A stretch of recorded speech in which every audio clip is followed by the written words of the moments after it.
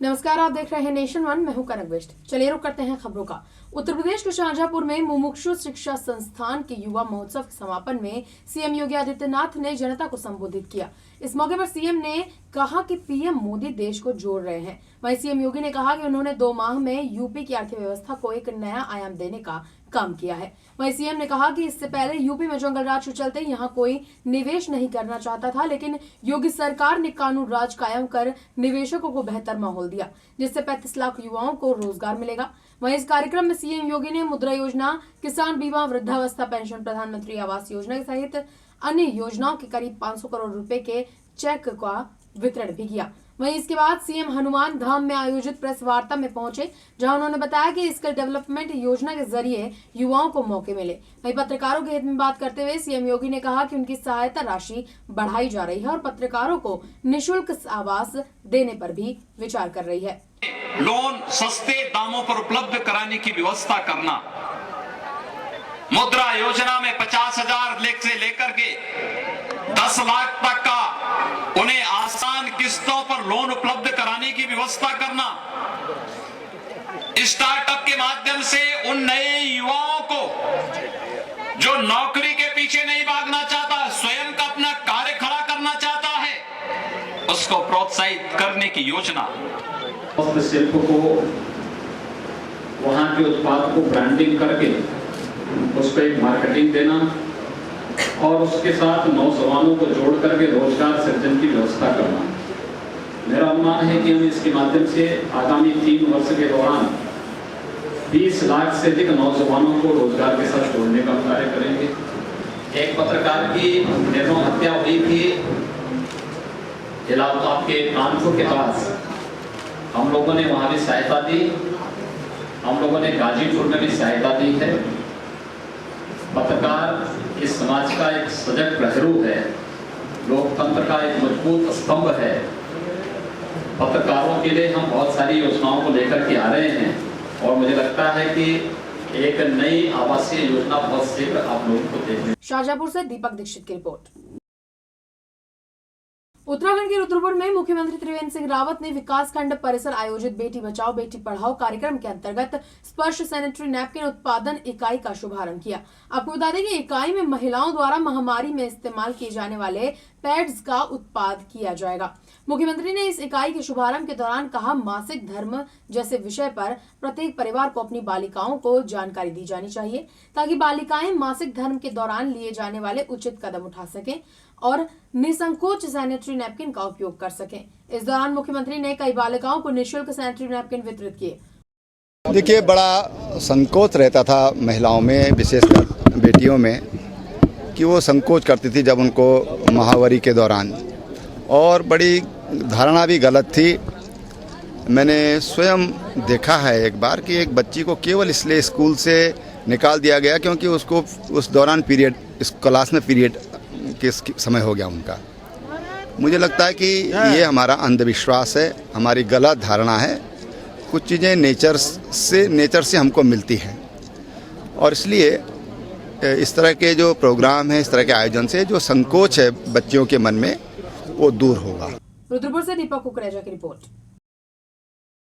उत्तर प्रदेश के मैनपुरी में अमर सिंह ने मुलायम सिंह पर निशाना साधते हुए कहा कि पहली बार मुलायम सिंह ने हमें सपा से निकाला, दूसरी बार जब उनके सुपुत्र अखिलेश ने तो मुगलों की तरह राजनीति खेलते हुए अपने पिता को ही उम्र कैद दे दिया।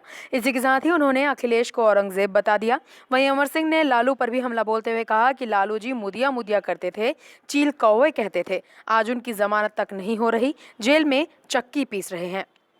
चंद्रशेखर अपनी माता कुंती के आग्रह को और राज तिलक के प्रस्ताव को भी उसने ठुकराया है। मैं भी अपने वचन पर दृढ़ता से रहता, लेकिन पहली बार मुलायम सिंह ने मुझे निकाला, क्या ये सत्य नहीं है?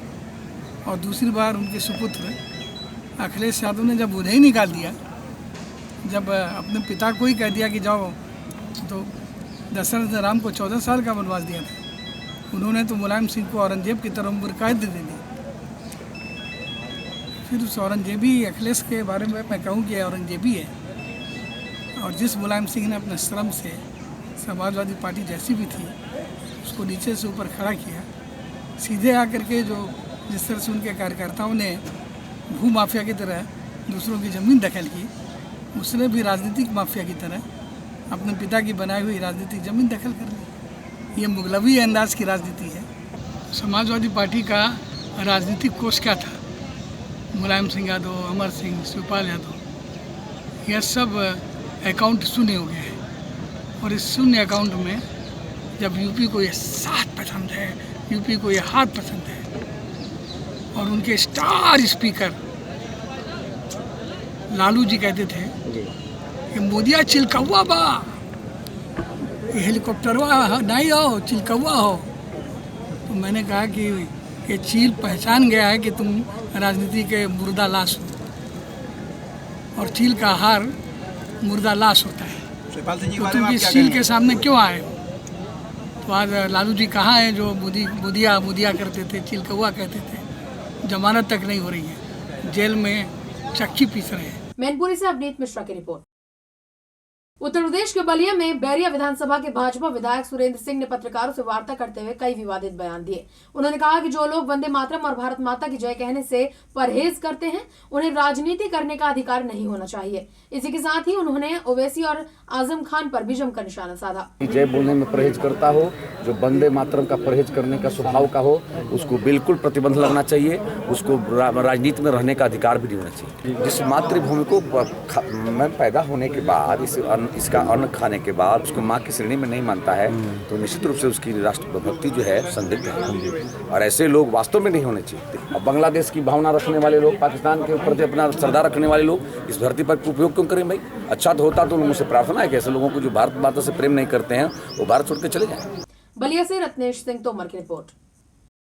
वक्त तो चला एक ब्रेक का, बने रहिए नेशन वन के साथ।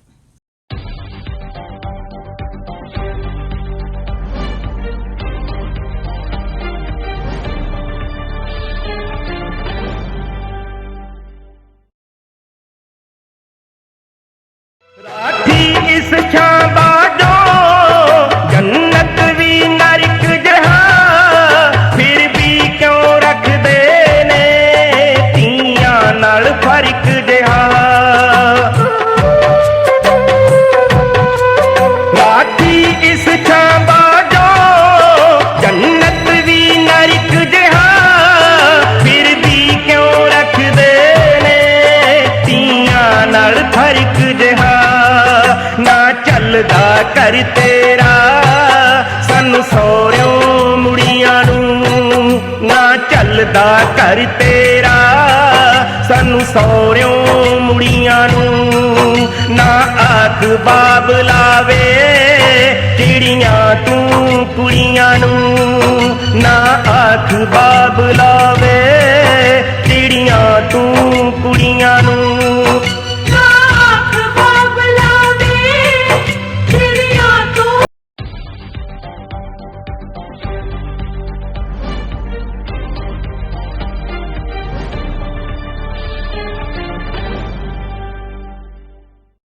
ब्रेक के बाद रुक करेंगे अगली खबर का। देश के सबसे बड़े पीएनबी घोटाले के खुलासे के बाद रोज नए नए मामले सामने आ रहे हैं। ताजा मामला यूपी के बरेली का है, जहां कोटक महिंद्रा बैंक की शाखा में कर्मचारी भविष्य निधि के सरकारी खाते से 1.32 करोड़ का गबन करने का मामला सामने आया है। इस मामले में भविष्य निधि संगठन के रिकवरी ऑफिसर और बैंक मैनेजर के खिलाफ शहर कोतवाली में केस दर्ज करा दिया गया है। फिलहाल पुलिस बैंक के कर्मचारियों से पूछताछ कर रही है। आपको बता दें कि इस फर्जीवाड़े का खुलासा एसएलओ सुल्तान अशरफ सिद्दीकी ने जांच के दौरान किया।